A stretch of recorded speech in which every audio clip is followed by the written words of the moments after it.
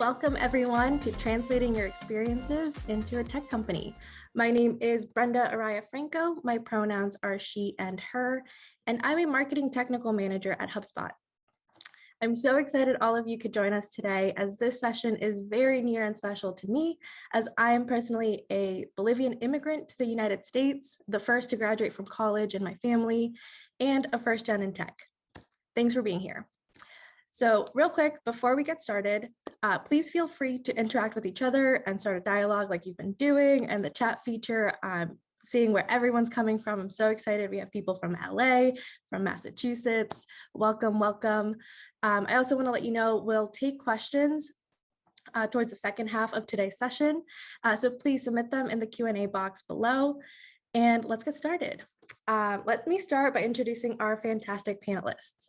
So first off, we have Lynn Gomez, who's a technical university recruiter at HubSpot. Lynn, could you please share with us what makes you a first gen and how would you describe your current role? Yes, thank you so much, Brenda. Hello, everyone. I am so incredibly excited to be here with you all. As Brenda shared, I am a university tech recruiter. I recently joined the HubSpot team about a month ago. So this topic of transitioning into the tech world is near and dear to my heart. I am the first in my family as well to graduate from university. I am the daughter of a Cuban immigrant as well. And I am just so excited to have the opportunity to connect with other first gens. Thanks. We're so excited you're here. Next up, we have Ariel Dos Santos, who joins us as VP of Product and Tech at Peloton Interactive. And Ariel, can you also please share with us what makes you a first gen and how would you describe your current role? Sure, thanks. And first of all, thanks everyone for organizing. This is such a cool event. I was born and raised in Brazil, and my family immigrated here when I was about 12. And so I'm first generation that way. I'm also happen to be the first one in my family to work in a sort of corporate setting and in technology. So I'm really excited to be here and hope to share a little bit of sometimes that's helped me along the way. My current role is I lead product and engineering at Peloton, focused on growth initiatives. So primarily we're focused on how we can help bring Peloton as a benefit to companies. So how can we get companies to sort of offer Peloton as a benefit to their employees, which has been fun. I've been at Peloton for about 9 months. Prior to that, I was at Amazon for the last 8 years, leading a bunch of things. I led our Just Walk Out technology teams and product teams for my last little while there. So it's been a lot of fun. So I'm excited to be here. Thanks so much. And finally, we have Tiki Biswal, who joins us as a senior sales manager at HubSpot. And Tiki, please, your turn. Share with us what makes you a first gen and how would you describe your current role?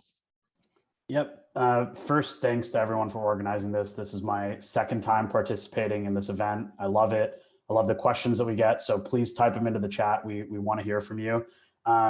So what makes me first gen? So I'm the first person in my family to work in corporate America. I got into the workforce and realized that everyone else had parents and family members and other people that worked in corporate America that were guiding them. And I was like, no one from my family has. So that's what makes me first gen.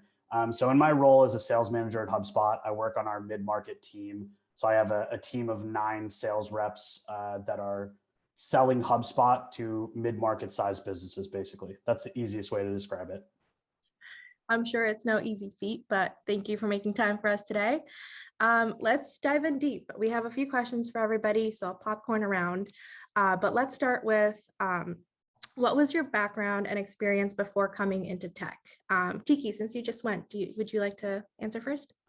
Yeah, absolutely. I was in college. I had no experience, right? So I kind of stumbled into tech accidentally, and it was the best thing that's ever happened to me. So I was finishing up school at the University of Connecticut, go Huskies, and I had an economics degree, and every single one of my friends already had a job lined up or seemed to have already mapped out the next 20 years of their life. And I was looking at everything from mortgage underwriting to pursuing becoming a professional tennis coach. I was really, really all over the place. So I ended up really stumbling into tech, and it again was the best thing that ever happened to me. So it's interesting to see people being a lot more purposeful about saying that I want to join tech. And I think there's a lot more resources out there that are available, more events like this, so that people can get educated. A lot of these types of resources didn't exist when I was in school. And so I encourage everyone, again, take advantage of things like this, learn as much as you can, because tech could be the perfect home for you. That's awesome. And shows that it was really attracted to you back then, and you're still here. So we're so happy to have you. Thanks for staying with us in tech. Next up, Lynn, could you also give us a little bit of insight into your background and your experience before coming into tech? Sure. Thank you so much, Brenda. So I have experienced a few career pivots in my life. And so in high school, I knew I wanted to be in a role where I could feel like I was helping others. But back then I had a really narrow focus on what that meant. So in my mind, that was either the education field or the mental health field. That's kind of the only options where I could see myself really helping others. And so I completed both my bachelor's and my master's degrees in social work. And I initially started working in that field for a couple of years after I graduated. Pretty early on, though, I recognized it wasn't quite what I thought it was going to be. And I recognized that it really wasn't what I could see myself personally doing for the long run. So I started to do a lot of reflection, a lot of research, overcome a bit of disappointment over not staying in that industry. And I discovered a love for supporting college students. So I started working in higher education. I worked in higher education for a number of years as a career counselor, connecting students and alumni to jobs and internship opportunities, helping them uncover their career goals. And so that's really what led me to my path of becoming a university recruiter. And I'm so fortunate that I've landed this role here at HubSpot. This is my intro for myself in the tech industry. I've only been here for a month, but I'm loving it so far. That's awesome. I think, it speaks a lot to the work that you've done previously, but the work that you continue to do, especially right now, where even all of us, when we graduated college, the first thing that everybody asks is, what are you going to do next? What's the plan moving forward? And I relate to it. Tiki just mentioned you relate to it, but it's such a whirlwind of being like, I don't know, the first thing that sticks, really, like, what else can we do, right? But thank you so much for sharing. Ariel, you told us a little bit about your background, having been at Amazon prior to Peloton Interactive, but how did it start for you? How did you turn into tech? Yeah, it's an interesting story. So when I graduated from college, I graduated with a degree in international relations, and I didn't really know what I wanted to do. I knew, as an immigrant, I'd gotten a lot of help when I moved here, and so I felt like I really wanted to go into the nonprofit sector.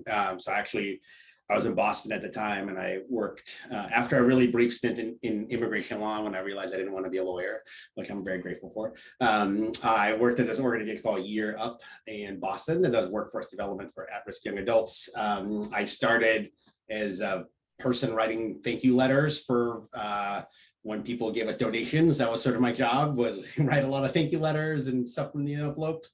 And just got a chance to really develop there as a leader, and got an opportunity to sort of lead one of our learning communities, which was really great. It was an awesome organization. And at some point I started to realize, like, what else could I go do? What would be interesting?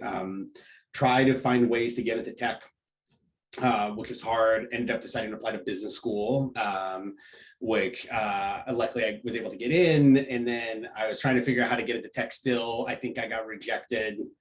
I lost count how many times Amazon rejected me when I was at business school trying to apply there. Like, I didn't have a tech background. I was competing with a lot of people that had technical backgrounds or had experience in technology industry. And somehow I think, I knew someone at Microsoft who was willing to kind of put in a good word for me that I actually knew from my nonprofit days, and got an opportunity to interview at Microsoft and got an internship there, which I think was the only single tech internship I was able to get, and got an internship there, was able to get a full-time job, and then went to Microsoft for a couple of years, and happy to tell you more about what, helped me there too. But, and then was able to go to Amazon, and then, now I've had, I think, it's kind of crazy to say, like a 10-year career in engineering and technology with an international relations major. So, I'm very grateful for a lot of the help I've gotten along the way. So. Yeah, and to dig a little bit deeper, you mentioned having applied to Amazon a few times, and then you looked at the internship at Microsoft. But could you give us a little more insight as to like how you thought, okay, those are the companies that I want to work at. This is going to be a good fit for me and for the experiences and skills that you had brought in. Yeah, it sounds a lot more planned than it was. I knew we really wanted to be in Seattle after finishing grad school in Boston. We really wanted to get back closer to my parents who are in Seattle, so we decided to move out here, and which was great. And I think one of the nice things about bigger companies is that there's a lot more opportunity sometimes for you to kind of go do different things. They tend to have better sort of training programs because they have more resources to. So, at Microsoft coming in from business school, there was a lot of support of making sure I landed well. And I felt like I had a little bit of a support system there versus sort of getting kind of thrown in the deep end and having to figure things out. And well, what does a product manager do? What do they like? How do I work with engineer? Like, how do I write specs and all these different things? And so I think big companies help me, I think and then once, both at Microsoft and Amazon, once you find success within a company and you build a reputation within a company, at a big company, you can do a lot of different things. So at Amazon, I worked in everything from our customer service organization to our delivery experience organization to sort of our physical retail technologies. And so that was, I think, one of the benefits that I was looking for is I didn't want to have to start brand new at a new company every time I wanted to sort of do something else. I know I tend to get bored in most jobs after about 2.5 years. I'm like, okay, great. Like, what should I go learn next? And so I think being a big company really helped do that. So. Yeah, definitely. And I didn't intend this plug, but like that's exactly how I felt about HubSpot when I first joined about 3 years ago. I was like, here's a place that has things established, that has people and like ways to learn from. And it's that much easier to also find your tribe when you're in those scenarios, right? Where like it's already established, there's a lot of folks around you, and like you can find connections in different places, not just within your role or your team. But that's great. I love that. Lynn, I'd love to hear from you too. How did you initially, when you were looking, like what kind of roles were you considering that like led you to social work first? And walk us through that process of how you decided like what was a right fit. Sure. So I think for me, I was just so hyper focused on feeling like I was making a difference in the world. But once again, kind of at that time, my focus was really narrow. I really thought working in mental health, working in education were kind of the only ways that I could really make an impact on the world. And honestly, if you had asked me when I was in high school if I thought working for a large corporation or the tech industry would really align with my values, I wouldn't have seen that back then. I didn't see how working for a large company like HubSpot or working in tech was going to have an impact on the world. And so honestly, for many years, I actually didn't see myself in tech. And I think it took me really broadening my perspective and honestly challenging my own assumptions about what it means to be able to help others and what this industry can do before I really was able to find my place in tech.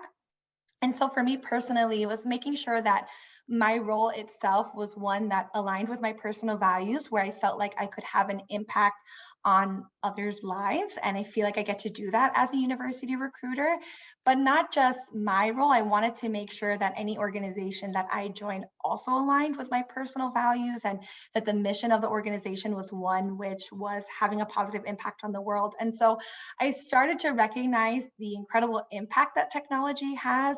And kind of more recently, I was seeing constant posts online on LinkedIn about how companies such as ours here at HubSpot were impacting small businesses during the pandemic, helping them stay afloat during a time where they unfortunately might not have if it weren't for a company like ours. The fact that I get to work and support an event such as this one, right? And in my role, I get to help to increase diversity in the organization. So it really took me challenging my own incorrect assumptions and broadening my perspective to realize that I do have a place in the tech industry and that I can still have an impact. Definitely. Impact is so huge. You need to feel like that value, that like the work and the input that you're giving on a day-to-day basis is going somewhere, whether it's to your team, to customers, to the world, like whatever it is. I think that's a great way for folks to start who are looking for how they're going to fit into their role. Just looking at that output, like who's that affecting? That's awesome. Tiki, you mentioned a little bit earlier too about how you were a recent college grad. You were trying to figure out what role you wanted to take. I'm really interested to hear from you. What were some of those initial hurdles that you experienced deciding on a role? Yeah, absolutely.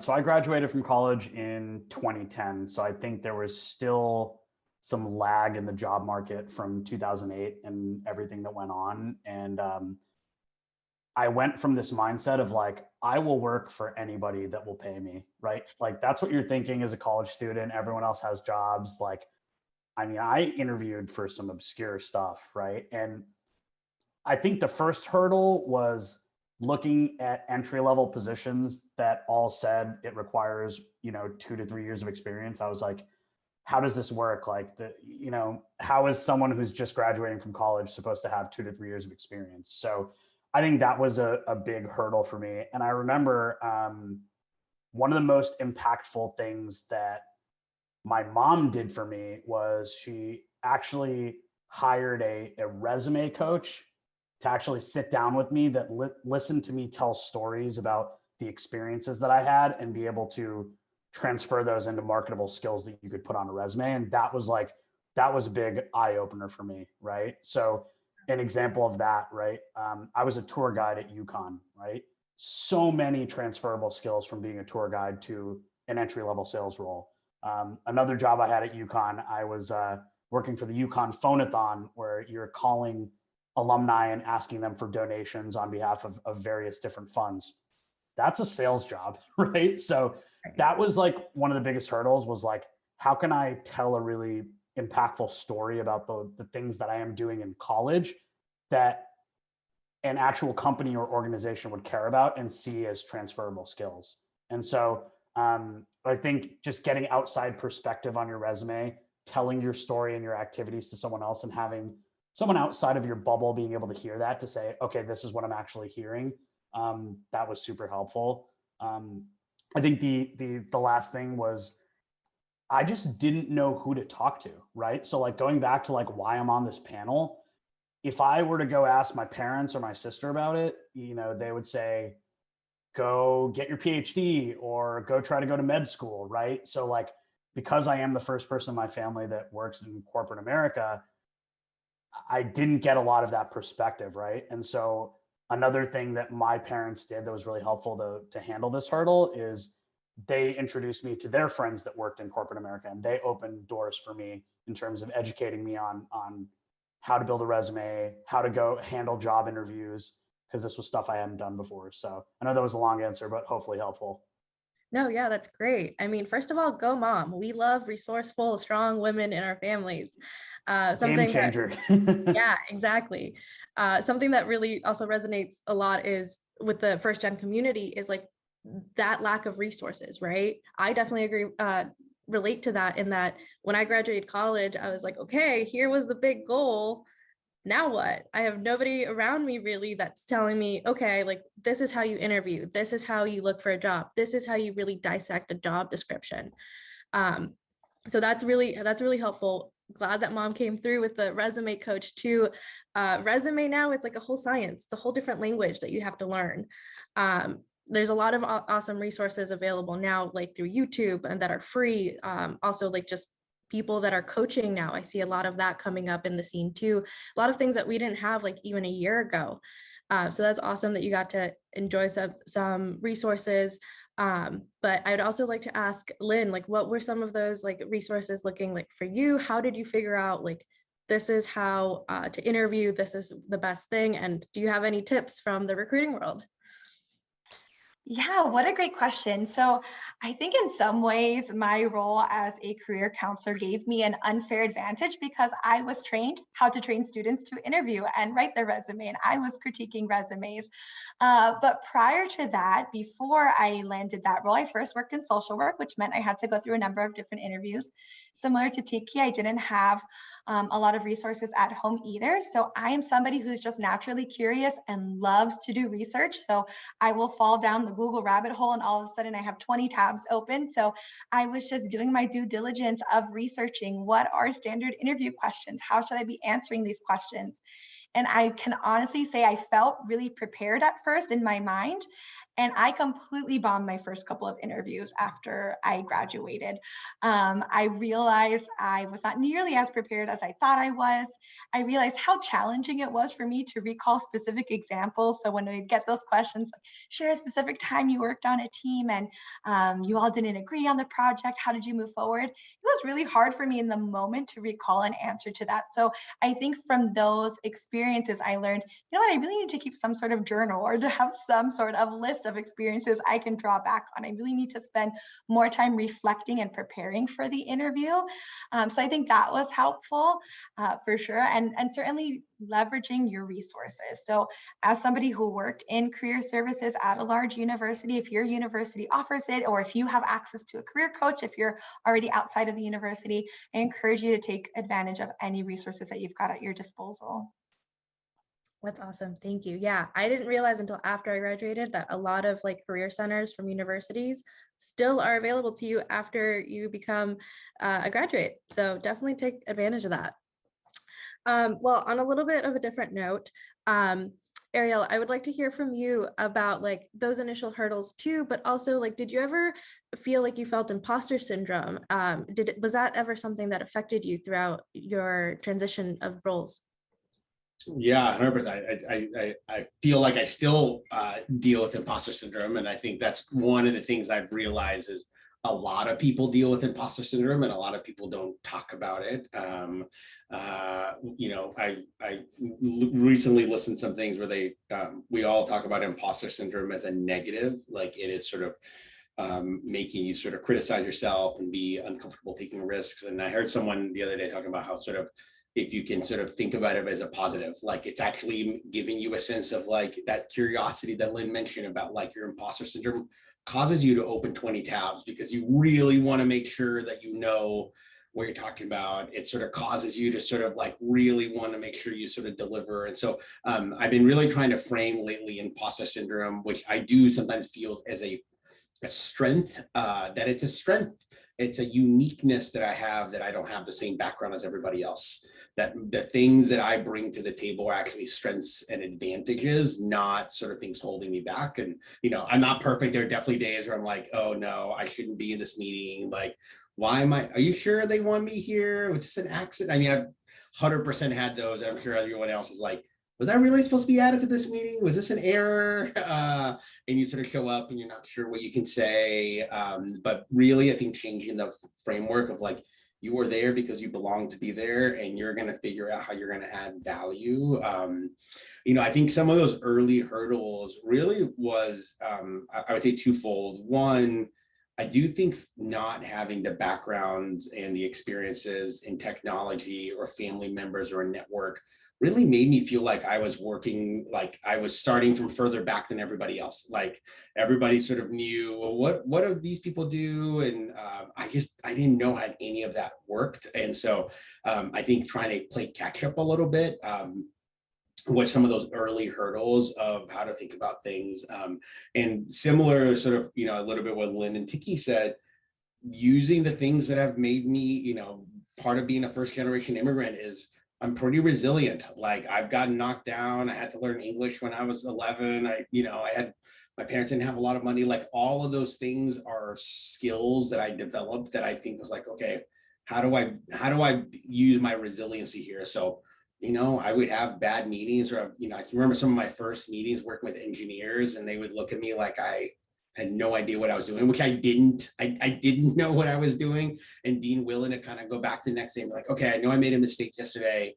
I thought about it. Here's how I researched it. What do you think about this? And I think that curiosity and that resiliency that I developed as a first generation immigrant, I think has really been, it took me a while to realize those were strengths and not things that were holding me back. And I think that has really helped me not only change my mental outlook, how I feel about being at work and being able to, and I can lead, I can feel comfortable leading big teams, but it's also just helped me change the sort of my trajectory of my career of being able to leverage those strengths, which are unique. Other people don't have, you know, other people didn't have to be the first kids in their family to go to college, as sort of Lynn and Tiki talked about. Other people didn't have to learn English. Other people didn't have to like balance, you know, what is it like to have a family here and a family in other places, like in mirroring those traditions. Those are all strengths that we have as first generation folks that I think are assets that we can bring to the workplace and help us differentiate ourselves. So.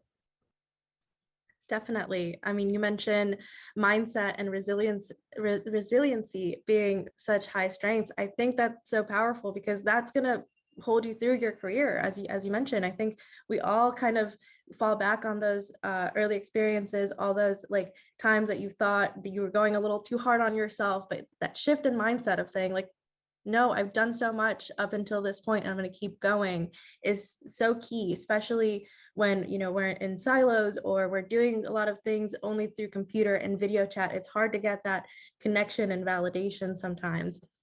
And well, I want to pass it over to Brenda, I'll maybe it's I'm not, you know, being the Peloton person, I think I'm required to add one quote from a Peloton instructor. It's sort of part of my thing that one of our favorite Peloton instructors in our house is Jess Sims. And she says this quote, which I love, which she says, you can be a work in progress and a masterpiece at the same time, which is really like, it's such a small thing, but it really is like the power of the word and, that it's not, you're not a work in progress or a masterpiece, that you're just constantly working on different things, is actually something that I tell my team all the time, something I tell myself all the time when I need a little bit of a pick me up. So it's a really sort of powerful quote that I think has helped me a lot in sort of those tough moments. So. Yeah, that's amazing. That makes me think of the Believe poster from Ted Lasso, if anyone's familiar with that show. But that's great. That's so true. We have to keep that and in mind always. It's not an or statement. Thank you.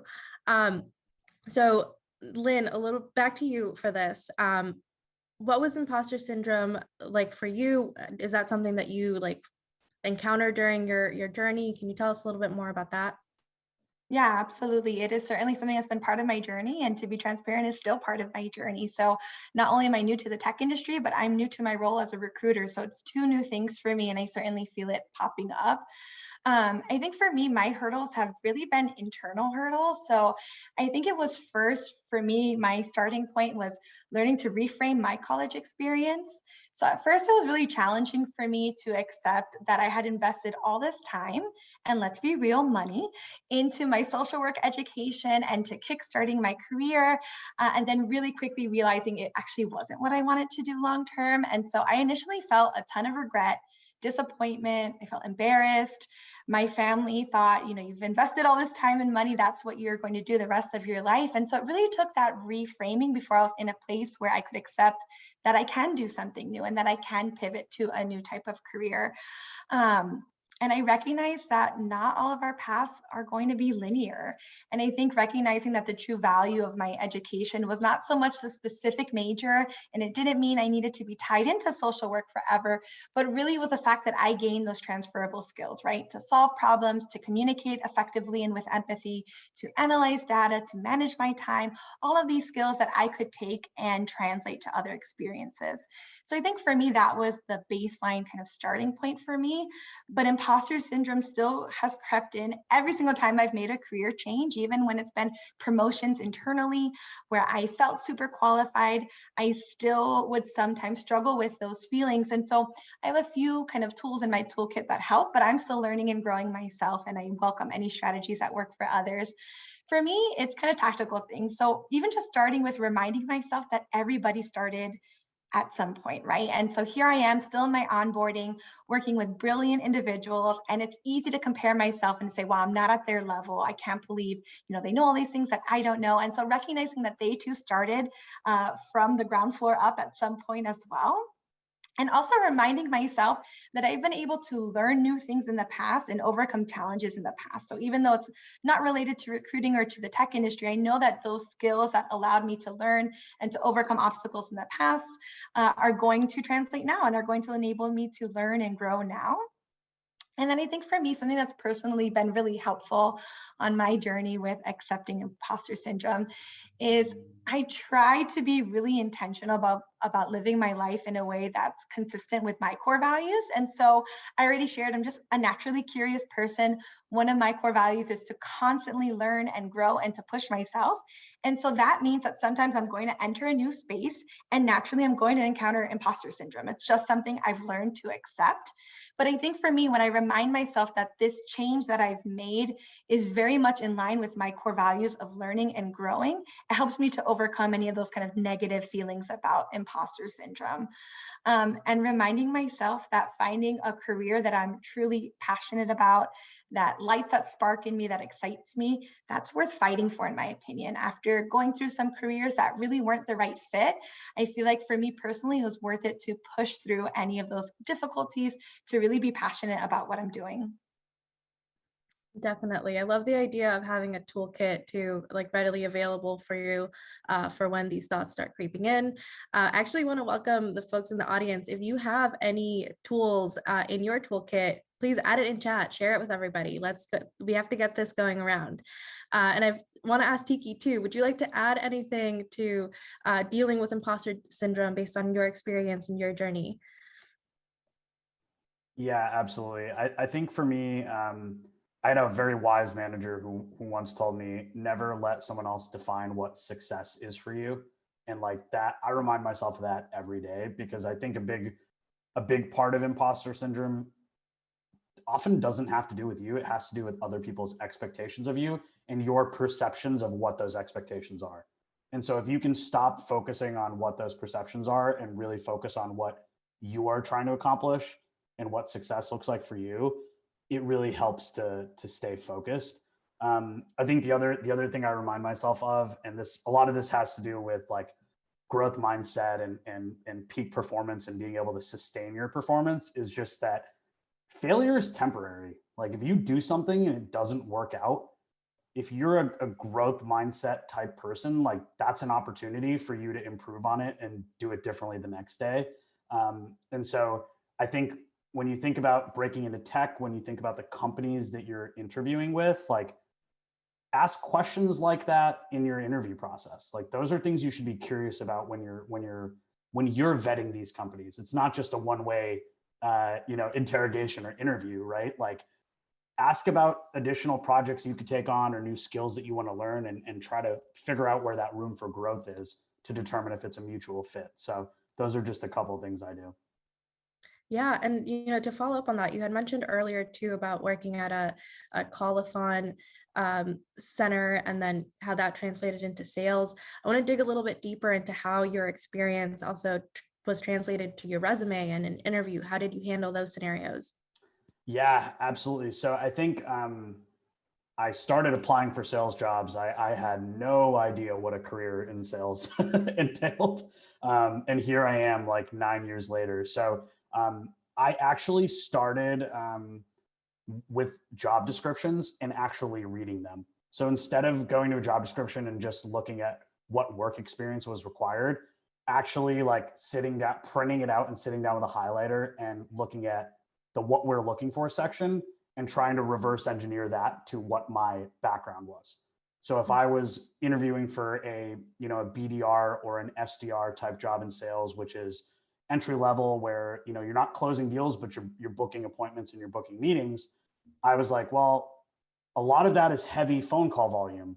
Like I literally worked at a phone-a-thon, right? So I started to be able to put the pieces together at a later point where I was like, you know what? A lot of the stuff that I'm spending my time doing can and should be documented on my resume. I was making a lot of phone calls. I was part of a team where we were collaborating and sharing best practices. And so it just took some time for me to really sit down and document everything that I was doing and then actually adding it to my resume.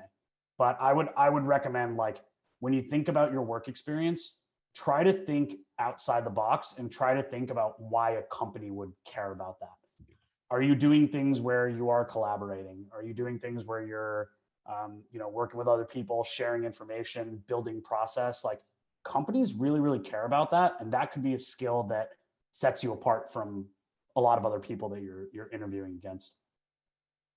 Definitely. All the roles that people have in hospitality, if you work at a restaurant, if you work in fast food, if you don't think those translate to tech, you're absolutely wrong. You're talking to customers. You're in the front of dealing with customers, dealing with harsh scenarios, having those conversations, like all those things translate super well to working at companies where they have account management, customer success. It's all transferable. You have to kind of be under the hot zone of like getting asked questions that you may not know right away and you need to pivot. Like you already do that if you have any background in hospitality, in phone-a-thons like Tiki, you're halfway there.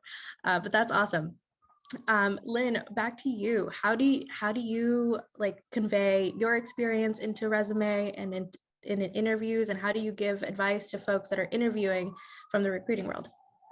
Sure, thank you. Similar to Tiki, let me say I was so happy to hear you say you printed out the job description, because that's exactly what I did. I just wasn't sure if I should be embarrassed to admit that I still print things out sometimes. But I think for me, my starting point was getting a really clear understanding of what they're looking for. So certainly the job description was kind of starting point number one. And same thing, I would print it out and take all sorts of notes on my, bullet by bullet point, but then also expanding my search. So looking at the company's website, if they've got blog posts, articles, LinkedIn posts, anything that I could learn about what types of skills this organization might be looking for, not just for the specific role that I'm applying to. And so I feel like once I have a clear understanding of what the role and the company might be looking for, I kind of do an inventory of my own skills, my own experiences. I think it's really helpful if you keep some sort of running list somewhere of projects that you're really proud of, things that you've been able to accomplish. And I kind of do a comparison there. What are the skills? What are the experiences that I can draw from to show that I could do this job and that I'm capable? I think it's helpful to remember that there are those universal skills like Tiki talked about, right? So collaborating, communicating, problem solving, those are pretty universal regardless of whether you ultimately go into tech or not. I think within the tech space, it's looking at innovation and adaptability. And so thinking about times in the past where I have had to learn new things and implement them quickly. I think kind of a concrete example of what it looked like for me in my current role, one of the things that HubSpot does a really great job on as our recruiting team is creating a really incredible candidate experience. And so when you look at the job posting, like I was just a few months ago, I saw that they're looking for somebody who's got experience creating a remarkable candidate experience. Well, I've never been a recruiter, so I've never created a candidate experience. So what that meant for me was I needed to do a deeper dive into understanding it, right? So looking at HubSpot resources, what does that mean to HubSpot? What does that incredible candidate experience look like? Doing research, right? Just kind of general outside of HubSpot, what are those best practices for creating a great candidate experience? And from that, I saw things like communicating with empathy, timely communication, open and honest feedback. And those were all things that I was doing day in and day out in my work with college students. And so from there, I was able to draw on those experiences and show HubSpot that I can create a remarkable candidate experience based off my last experience, even though I wasn't a recruiter formally. And so I think it's really investing that time preparing in advance. Oh, sorry. Definitely. I think a great call you mentioned is asking what that experience looks like, right? Right from the front when you have that initial recruiting call. Ask, what's the recruiting experience going to look like? Are we going to have a series of interviews over some time? Getting that information up front is definitely super helpful. I want to go over some to our Q&A. Actually, we got some questions here. And one of them asks, could you talk a little bit more about imposter syndrome when switching to a different department, for example, copy to product? I'd like to start with Ariel. You mentioned having to navigate a new role and like having to deal with like engineers and folks from other roles that you were dealing with. Like, can you talk a little bit about that experience and switching roles yourself? Yeah, definitely. I think every time you switch roles or companies or even managers, there's always going to be a period of time where you're going to try to, you're trying to prove yourself a little bit. You're a little bit unsure. I'm sure, I know when I start new jobs, I'm like, are they regretting that they hired me? Do they think that like, am I doing what we all have those thoughts running in our heads. I think one really helpful thing is to remember that the strengths that you had in your previous role are still the strengths you should leverage. So one of the strengths I've always had, even back in the nonprofit days, I was a good like storyteller. Like I was good at telling a story about why something happened. And well, it turns out it's really helpful to work with engineers. Hey, here's the story we're trying to tell about what our customers will do.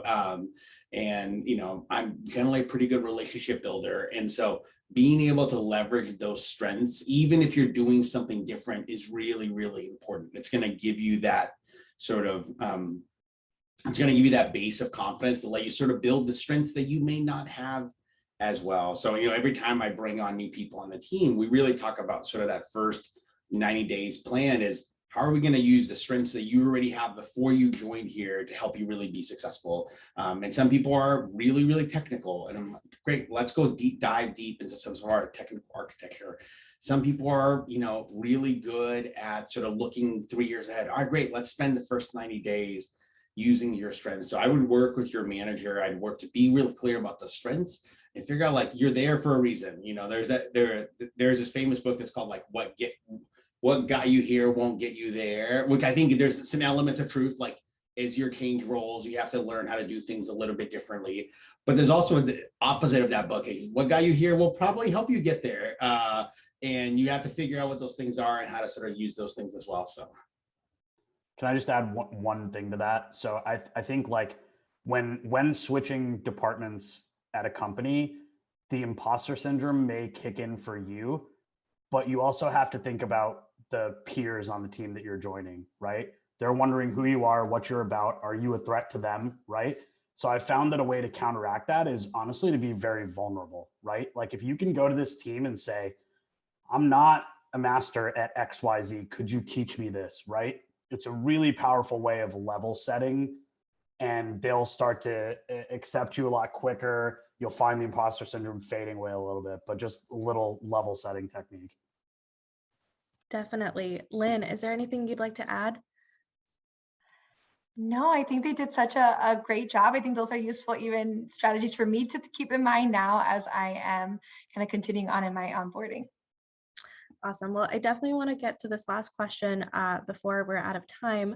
But we have an anonymous question, and it says, I just graduated college with about 4 years of experience through internships in the tech/startup industry, fashion houses, and luxury hotel groups.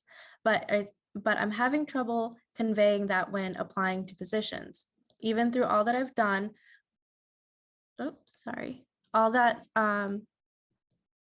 they simply see that I was in an internship and decline anything further. Any steps I should be taking when looking for my first job? So it looks like they're having some hard time breaking through, that they've had more than just internship experience. Lynn, back to you. Would you like to add some thoughts there? Absolutely. And it can be challenging. I think it kind of reminds me of Tiki's point earlier on, that one of the hurdles with applying to entry-level jobs that require 3 or 4 years of experience. So I do think, though, that there is something to be said for making sure that you're applying for a job that's at an appropriate level, right? And that's something that I had to learn about. So just because I got my master's degree doesn't mean I'm certainly ready for a more senior role, for example. But I think beyond that, it's really making sure that you're translating your experience well based off of what they're looking for.